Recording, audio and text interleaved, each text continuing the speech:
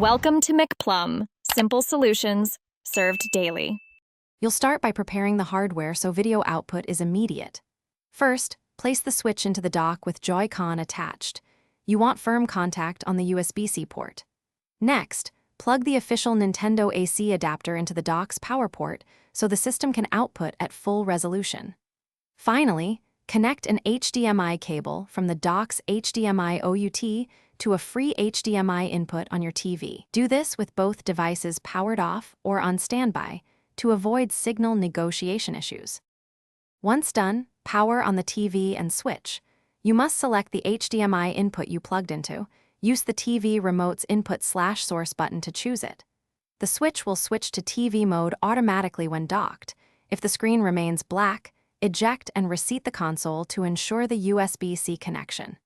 Make sure TV picture mode is set to game or a low latency option to reduce input delay. If you see the home menu, adjust TV resolution in System Settings on the switch to match your TV. You're nearly finished.